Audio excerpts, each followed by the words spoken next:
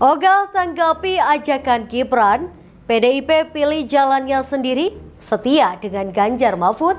Petahana jagoan PDIP gagal lolos ke Senayan. Masinton akui gegara keras sindir Gibran. Prabowo difitnah sejak 1998, Fahri Hamzah semua hoax. Sudah habis miliaran, namun 45 caleg artis ini tetap gagal melaju di Senayan. Halo Sahabat Pojok, minggu ini kita akan menyajikan berita-berita terupdate, aktual dan berbagai informasi menarik lainnya selama sepekan. Bersama saya Putri Anjoini di program Resum Pojok Negeri Media.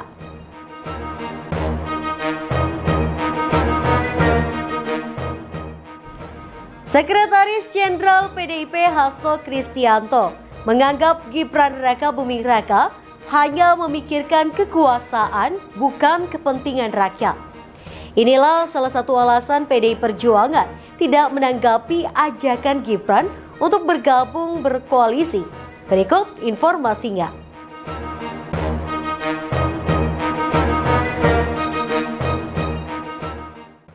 Saudara Sekretaris Jenderal PDIP mengisyaratkan partainya tidak akan bergabung dengan koalisi pemerintahan Prabowo Gibran yang diumumkan menang pemilu oleh KPU.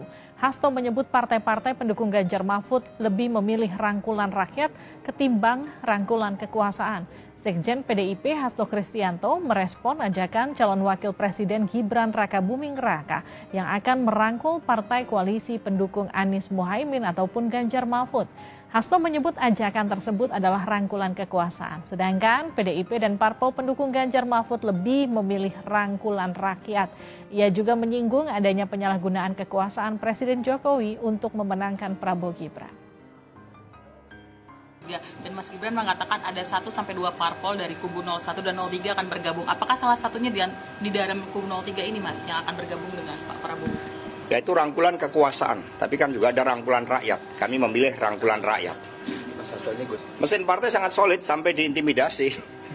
Kalau kita diintimidasi, dan ini kan kita berhadapan dengan abuse of power dari Presiden Jokowi. Yang semua aspek dikerahkan, bansosnya, instrumen hukumnya. Ketika angka quick count-nya sudah jelas, kan saya sudah berstatement. Saya juga sudah tidak sabar untuk sowan ke paslon nomor 1 dan 3 ya. Saya kan nunggu dipanggil aja. Kalau misal PDIP nanti mengarah ke oposisi gimana Mas? Ya itu monggo ya. Menjadi angin segar untuk perpolitikan itu bisa bikin adem. Iya, yang penting itu, yang penting kita warga bisa melihat bahwa pimpinan-pimpinannya semuanya saling berkomunikasi, bersilaturahmi, adem. Kalau di atas adem, di bawah insya Allah adem. Dan kita bisa move on dengan kegiatan-kegiatan lain seperti kegiatan ekonomi ataupun kegiatan-kegiatan menjelang puasa Lebaran ini. Nah, sebelum ketemu paslon 01, 03 ada kemungkinan ketemu dengan ketua umum Mas Gibran? Ya kalau saya sih selalu menjalin komunikasi dengan semua, ya semua.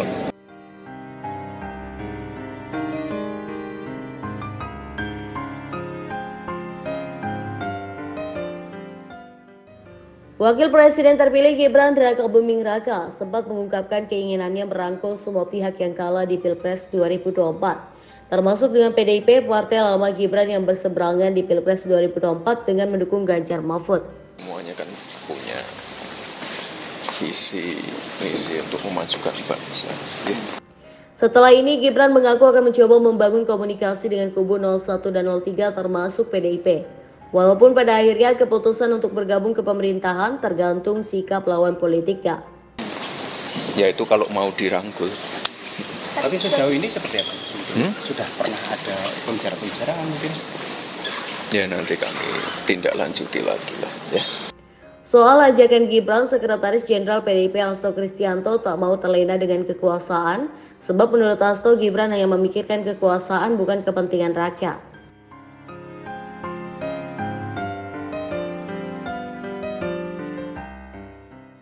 Saat ini PDIP menilai jalannya sendiri dengan tetap setia pada Ganjar Mahfud.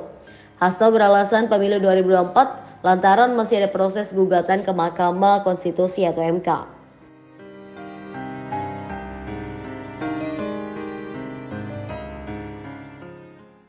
Calon Presiden nomor urut 3 Ganjar Pranowo mengaku tak ada masalah dengan ajakan Gibran. Ganjar menilai dalam kompetisi pasti ada pihak menang dan kalah, namun semuanya tetap bertujuan untuk memajukan bangsa dan negara.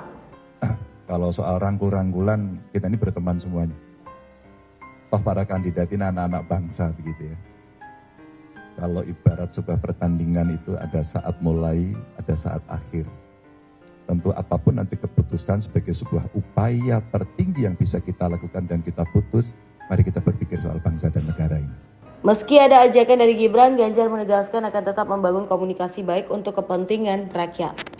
Jadi soal rangkul-merangkul, kita pasti harus menjadi kekuatan anak bangsa untuk membangun negeri ini, dimanapun berada.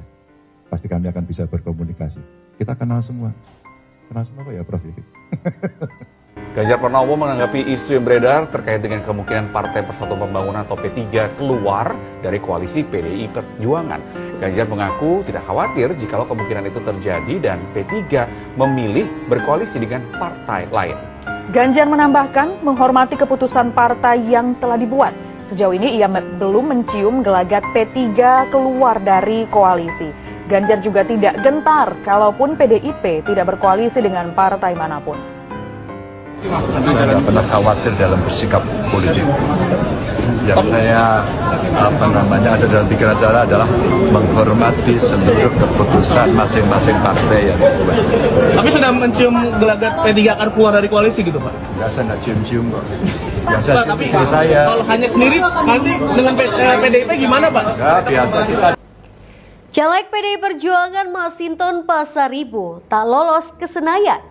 Politikus PDIP ini membongkar penyebab gagal lolos ke DPR Republik Indonesia. Masinton mengungkapkan bahwa dirinya menjadi target operasi dari penguasa. Imbas terlalu keras menyindir Gibran Rakabuming Raka yang merupakan calon wakil presiden nomor urut 2. Berikut informasi selengkapnya.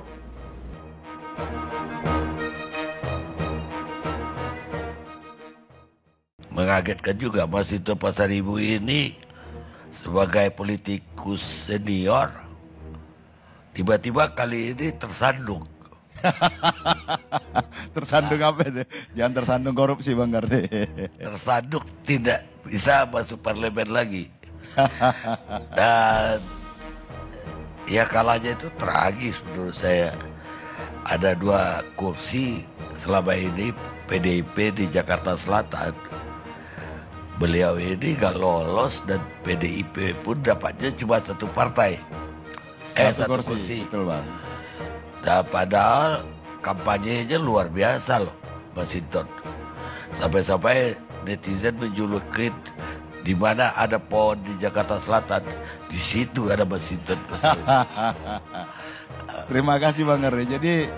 Jadi ada kecurangan juga kah ini atau apa yang terjadi? Ya kalau saya politik itu ya kita ini kan udah terbiasa punya sikap Bang Karni. Kita menyadari betul konsekuensi dari sikap-sikap politik kita.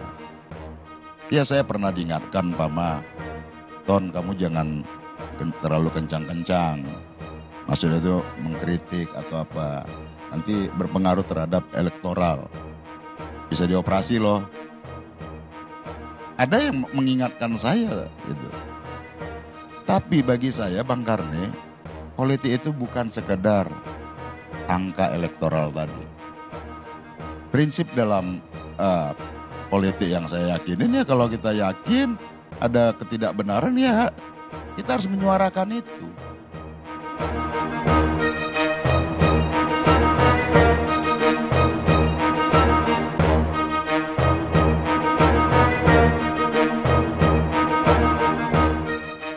Nasib apes menimpa pertahanan dari PDIP Masinton Pasaribu yang tak lolos ke Senayan pada pemilu 2024. Maju dari Dapil DKI Jakarta 2 yang meliputi Jakarta Selatan, Jakarta Pusat, dan luar negeri, Masinton Pasaribu kalah bersaing dengan pendatang baru yang juga dari PDIP, Once Mekel. Masinton cuma mampu meraih 44.243 suara, sedangkan Once Mekel mendulang 60.623 suara. Politikus PDIP ini membongkar penyebab gagal lolos ke DPR Republik Indonesia pada periode 2024-2029. Padahal Masinton sudah 2 periode selalu lolos ke Senayan dari dapil yang sama. Masinton mengungkapkan bahwa dirinya terjadi target operasi dari penguasa imbas terlalu keras menyindir Gibran Rakabuming Raka yang merupakan calon wakil presiden nomor urut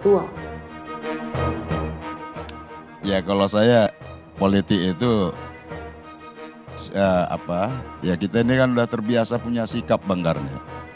Kita menyadari betul konsekuensi dari sikap-sikap politik kita. Ya saya pernah diingatkan Pama, Ton kamu jangan terlalu kencang-kencang. Maksudnya itu mengkritik atau apa, nanti berpengaruh terhadap elektoral. Bisa dioperasi loh. Ada yang mengingatkan saya gitu. Meski demikian, Masinton tak peduli dengan ancaman maupun intimidasi lantaran ia merasa benar menyuarakan persoalan rakyat. Tapi bagi saya Bang Karni, politik itu bukan sekedar angka elektoral tadi. Prinsip dalam politik yang saya yakinin ya kalau kita yakin ada ketidakbenaran ya kita harus menyuarakan itu.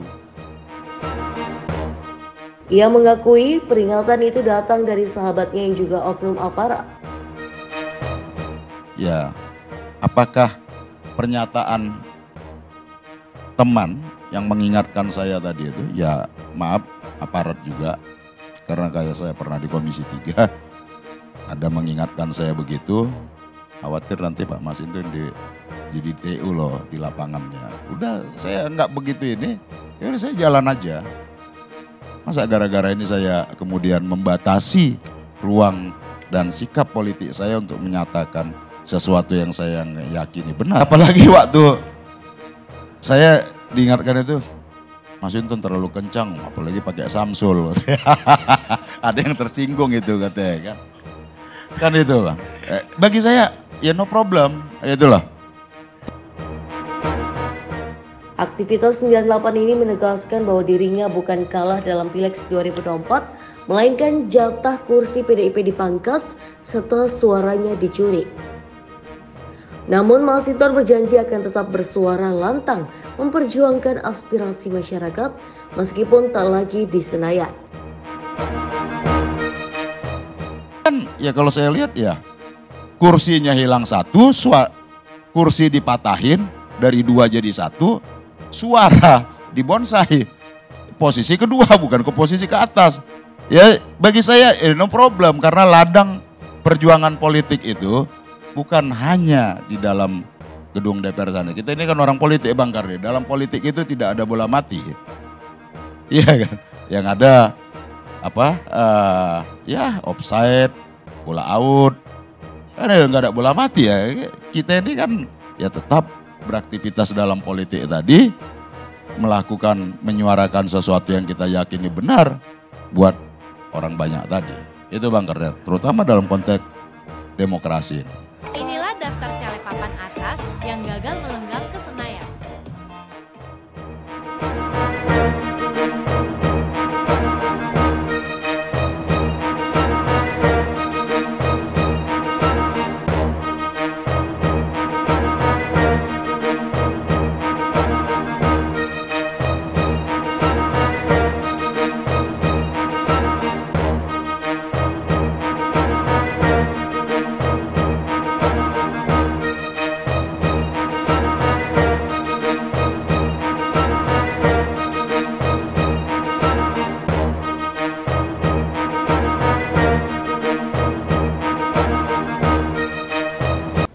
Rekonsiliasi kita perlukan. Inilah yang diungkapkan politikus Partai Gelora Fahri Hamzah. Dirinya secara terang-terangan membela Prabowo Subianto. Bahkan menegaskan bahwa semua informasi yang berkembang terkait isu pada tahun 1998 adalah hoax. Berikut informasi selengkapnya.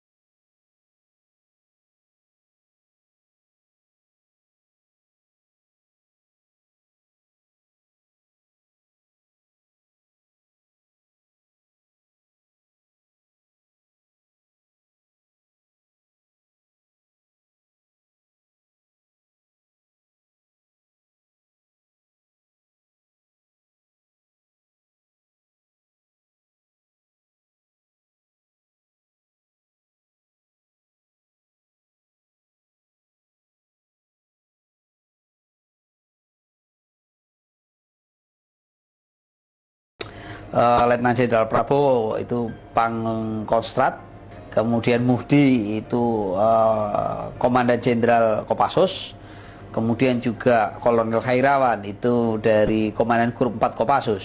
Tapi mereka hanya, kalau Prabowo hanya dicopot jabatan dan dipensiun percepat, sementara yang dua ini hanya dicopot jabatan tanpa prosesi hukum. Itu yang terjadi. Dan jadi boleh dikata dalam kasus penculikan ini, substansi pelaku itu belum terjangkau. Motif penculikan masih dilihat sebagai individu-individu, bukan bagaimana rezim ini mempertahankan kekuasaan. Jadi kalaupun ada orang dihukum, tapi sebenarnya ini bukan satu proses hukuman yang benar. Itu. Cuman ini karena tekanan begitu besar dari masyarakat sehingga harus diakomodasi sebatas yang mungkin oleh militer dianggap aman bagi dirinya.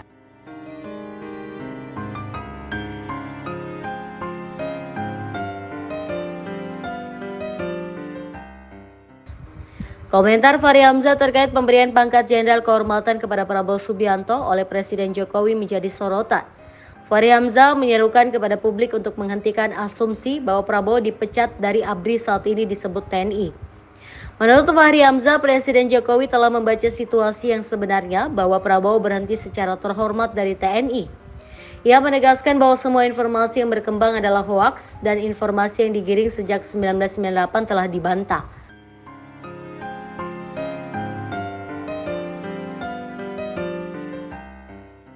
Fahri Hamzah mengatakan pemberian pangkat Jenderal Kehormatan kepada Prabowo merupakan langkah yang perlu dipahami secara mendalam.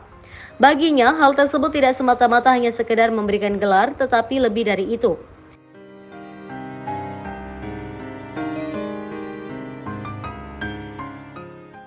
Sebelumnya, Menteri Pertahanan sekaligus Capres 2024 Prabowo Subianto secara resmi menerima pangkat Jenderal TNI Kehormatan dari Presiden Jokowi. Penganugerahan pangkat ini dilakukan dalam rapat pimpinan TNI Polri di Mabes TNI Cilangkap, Jakarta, Rabu 28 Februari 2024. Presiden Jokowi menyampaikan bahwa pemberian pangkat ini merupakan bentuk penghargaan dan peneguhan atas dedikasi Prabowo dalam berbakti kepada rakyat, bangsa, dan negara. Dalam momen yang penuh simbolis, Jokowi langsung menyematkan bintang 4 ke kedua bahu Prabowo yang kemudian diikuti dengan saling jabat tangan antara keduanya. Untuk diketahui, pemberian pangkat Jenderal TNI Kehormatan kepada Prabowo didasari oleh keputusan Presiden atau Kepres nomor 13/TNI tahun 2024 tanggal 21 Februari 2024 tentang penganugerahan pangkat secara istimewa berupa Jenderal TNI Kehormatan. Penghargaan ini juga menjadi sorotan publik terutama karena kontroversi sebelumnya yang melibatkan Prabowo Subianto dalam beberapa kasus pelanggaran HAM. Namun Presiden Jokowi menegaskan bahwa pemberian pangkat ini adalah bentuk apresiasi terhadap pengabdian Prabowo dalam menjaga keutuhan dan kedaulatan negara. Prabowo yang masih mengenakan seragam loreng tentara beranjak ke kediaman Soeharto di Jalan Cendana. Prabowo mengira bakal dipuji oleh mertuanya itu karena berhasil menggagalkan aksi sejuta orang di Monas. Di ruang keluarga, Soeharto terlihat sedang duduk bersama Wiranto dan anak-anaknya. Tak disangka bukan pujian yang didapat Prabowo. Prabowo malah didamprat oleh anak Soeharto. Mami, putri bungsu Soeharto langsung berdiri dari tempat duduknya begitu melihat Soeharto, melihat Prabowo. Sambil menudingkan jarinya ke hidung Prabowo, Mami mengatakan Prabowo pengkhianat, lalu mengusir Prabowo dari dalam rumah. Prabowo berjalan keluar dan menunggu untuk penjelasan. Sejumlah artis harus gigit jari setelah keluar modal banyak, namun gagal terpilih menjadi anggota legislatif di pemilu 2024. Para artis ini hanya bisa pasrah meski telah menghabiskan uang hingga puluhan miliar rupiah. Berikut informasi selengkapnya.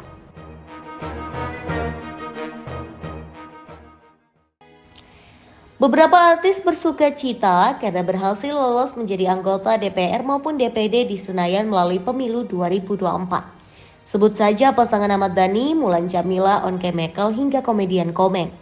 Namun tak sedikit pula para artis yang harus gigit jari lantaran sudah keluar modal banyak namun gagal terpilih.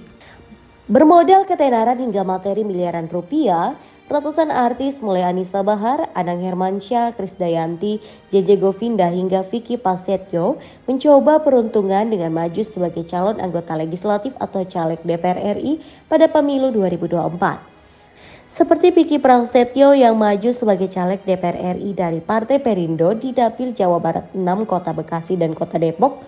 Meski tak terpilih setelah mengeluarkan uang miliaran rupiah, Vicky Prasetyo tetap berusaha tegar menghadapi kenyataan itu. Sebab ia pun telah berusaha semaksimal mungkin dalam meyakinkan masyarakat selama masa kampanye menjadi caleg.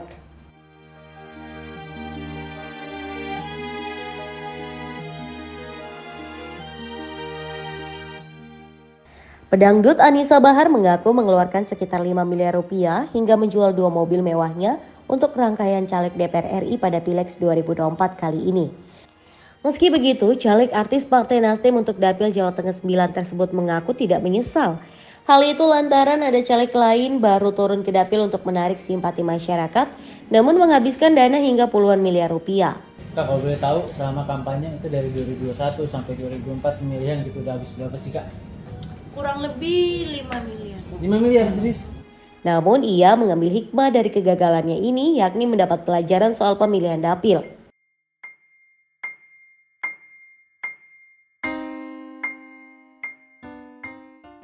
Musisi Richie Ismail alias JJ Govinda juga jadi salah satu artis yang gagal lolos ke Senayan pada Pilegs 2024. JJ merupakan suami dari Sana Sadika sekaligus adik ipar artis Raffi Ahmad.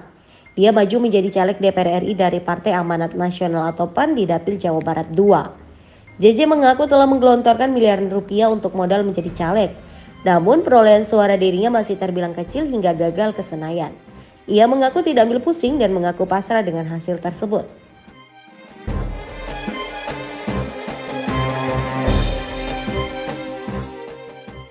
Diketahui ada 2 penyebab gagalnya para caleg dari kalangan artis melenggang ke Senayan. Pertama, lantaran perolehan suara yang didapat si caleg artis kecil atau kalah dari lawannya di sesama partai. Kedua, karena perolehan suara partai tak cukup untuk tembus ke parlemen. Seperti diketahui, partai yang berhak mengirimkan wakil di DPR RI adalah yang berhasil memperoleh suara 4% atau lebih sesuai ambang batas parliamentary threshold. Ada 10 partai yang tak lolos parliamentary threshold, yakni PSI, Perindo, P3, Gelora, Hanura, Partai Buruh, Partai Umat, PBB, Partai Garuda, dan PKN. Daftar lengkap 45 caleg artis gagal menjadi anggota DPR RI di Senayan pada pemilu 2024. PAN, JJ Richie Ismail atau ipar Raffi Ahmad, Nisha Ahmad, Marisa Mulyana atau Marisa Ica, Email PC, Ayu Alsari, Carly Van Houten, Opi Kumis, Kristina, PDIP, ada Anang Hermansyah, Tori Kalilintar, Krisdayanti, Andre Hehanusa, Marcel Siahaan, Ronald Surapraja, Tamara Geraldine, Partai Nasdem, Ramzi, Krisna Mukti, Anissa Bahar, Coki Sitohang, Didi Riyadi, Luki Perdana, Partai Perindo, Aldi Taher, Arnold Purnomo, Vicky Prasetyo, Yusuf Mansur, Aiman Wicaksono, Vena Melinda, Bobby Maulana, Ali Jainal Abidin, Engel Elga, PSI, Giring, Bade Krispati, Helmi Yahya, P3, Gilang Dirga, PKS, Narji, Partai Golkar, Wanda Hamida, Sultan Jorgi, Partai Gerindra, Bedu, Partai Demokrat, Andika Mahesa, PKN, Farhad Abbas, PKB, Norman Kamaru, Jora Vidyanata, Partai Gelora, Neno Warisman, Ming Bagito. Itu tadi berita terhangat selama sepekan ini. Nantikan berita lainnya di web kami di pojoknegeri.com dan di channel YouTube kami Pojok Negeri Media. Jangan lupa untuk komen, like, dan subscribe channel kami. Kami undur diri, sampai jumpa di Resum pekan depan.